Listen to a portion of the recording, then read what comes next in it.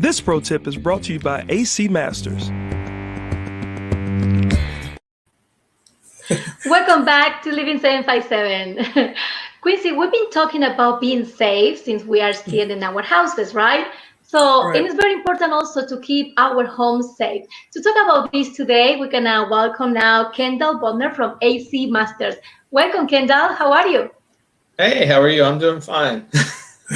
Okay, so excited to have you today. We know that AC Master is still open during this pandemic, right? Right. And how important is the indoor air quality in our homes since we are all stuck in our houses? Well, of course, it's very important anyway, especially to us. We like to focus on our customers' comfort, but now that we're spending a lot more time at home, you're going to find out very quickly how important it is. But for us, I mean, indoor air quality is a big part of what we do. And when I talk about indoor air quality, what I really mean is what it sounds like, the quality of the air inside the home, specifically relating to health and comfort. So is the air musty, smelly, dirty, or is it clean and comfortable like you want? So that's really what we focus on. Yeah, and it's interesting. It's interesting too, Kendall, because with people that have pets, I'm sure everybody being congested and being, trapped in this confined space causes a little bit more attention that you have to pay to your air filters, right? Oh yeah, absolutely. Well, typically when we're talking about air filters and what kind to use and how to change, that's going to be dependent on your home environment anyway.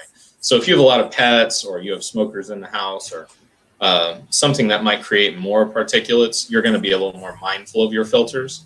So if you're going to be inside a lot more, you're going to have a lot more traffic. You definitely want to be checking them pretty regularly. We recommend every 30 days or so. And that's just really a good timeline, but it really depends on what you see. When you pull open that filter and if you see it looks dirty and it doesn't look like air is going to get through, it's probably time to change it. Okay, so we have to actually go and check the filter. Is not other way to see it, right? We have to go and see it. Yes, Patricia, you have a home now. I never do that. Don't be like my friends that call me up and they're like, "Hey, what's wrong with my AC?" And I'm like, "Have you checked the filter?" And they're like, "What filter?" I was about to ask you that question because maybe some people, they don't notice that you have to change your air filters in order to keep your unit running in good conditions, right? Mm-hmm. That's very important. Big part of your system, of course, what your system does is it circulates air within your house. And if it can't get air, not only can it not do its job, but that's going to put a lot of strain on your system, and that's going to create problems down the road, both indoor air quality and mechanical. So it's definitely one of the keys to keeping your system up and running and your home comfortable. Absolutely, Kendall. Oh, no, I'm sorry, Patricia. Mm-hmm. No, I think we have a video also, but my next question is what safety precautions AC Master is taking when they walk into the people's home? Absolutely, it's a good question. So for us, one of the most important things that we wanted to make sure was that our techs had the equipment they needed to be safe around our customers. I mean, we put the safety of our techs first and foremost, and we put the safety of our customers first and foremost because, that's what we do. So we've made sure that our technicians have access to masks, gloves, safety goggles, and we've also provided them with disinfectants, spray cleaners, everything we can to help them be safe and leave every surface that they encounter in a home cleaner than they found it. Actually, what you're seeing right there, that's one of our technicians coming up to a home. Alan was very nice to let me film him during this outbreak. We had to get some guerrilla footage. But yeah, we do our best to try and minimize our impact on the home, maybe even leave the home a little cleaner than we found it. And also within our office as well, there he is checking the filter, what he was talking about. You just pull it open and check. Okay. But also, and within our office, we're also practicing social distancing as much as possible. We've limited traffic within, staggered some of the office staff. And of course, we've advised our technicians to wear that PPE whenever they interact with customers and whenever they're inside a home. This Well, is great. hey, we Yeah. certainly do appreciate a plethora of all of that information because it does make sense during this time we're all together. Then we definitely need to breathe cleaner air. So thank you very Yeah. much, Kendall, for all of that information. We Thank you so appreciate much, that. Kendall. Absolutely. Oh, thank All you. right. Have a good one. No problem. Now, we certainly appreciate Kendall for looking out for us with those health and breathing tips. And now to a very touching story of how Cox employees honor their fallen coworkers. Check this package out.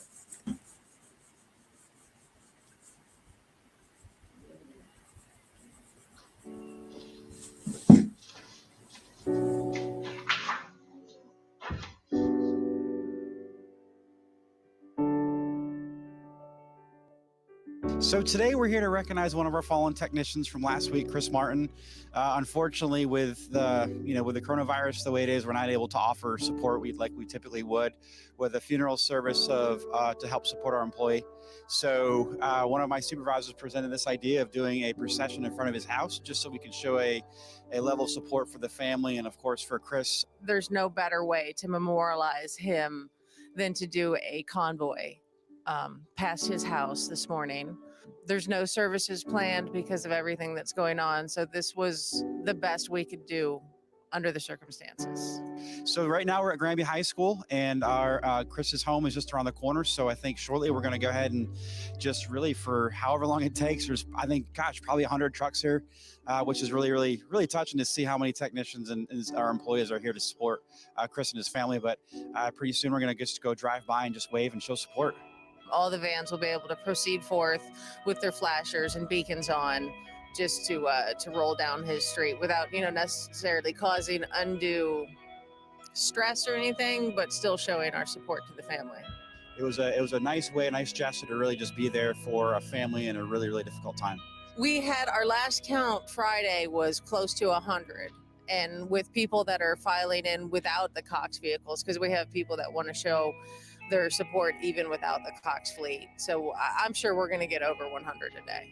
What was really encouraging is when this idea was presented to me, I shared it with my boss, and obviously this went up to JD, and within probably a couple of hours, and given all the other things that are going on, there's an immediate response and level of support throughout the entire leadership. So for me, it really kind of goes back to one thing, is when things really matter most, this company has its employees back, kind of really shows how much they really care and support our employees. From Cox, I would expect nothing less. This is just how Cox is always presented. And it hasn't happened often, when we lost somebody from the field, there's always been that family gathering of all the technicians and supervisors and everybody in the field, because we are more of a family than most businesses, for sure. That's one of the reasons I work here. I mean, you can't get any better than an organization that'll support efforts, even through your mental health.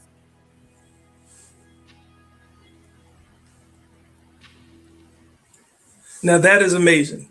Yeah, this is very touchy also, and it's really nice to see how Cox support Chris' family during this really tough moment for his family. And I want to say something about Cox. They are like a really nice family, and they take care of their employees. Yes. Yeah. I mean, just to know that a company, and an organization that has to worry about so much can just take a break from the everyday operations to recognize and to be there for the families of a fallen co-worker. Yes. That in and of itself just, says that Cox is a family atmosphere. And that's exactly how we felt, being welcomed into the family with this show, Living 757. So, and to show the love like that, like everybody get together, is so touchy for me. It's just it's emotional. Yeah. We're not going to have any knots in our throat. No knots in the throat. Calm down, Patricia, right? I know. We have to keep going with the show. We have an amazing show today, Quincy. And coming up next, we're going to have the video from 7 Cities with T. Cook artist from Newport News, Virginia. So don't go away. Stay with us. All right.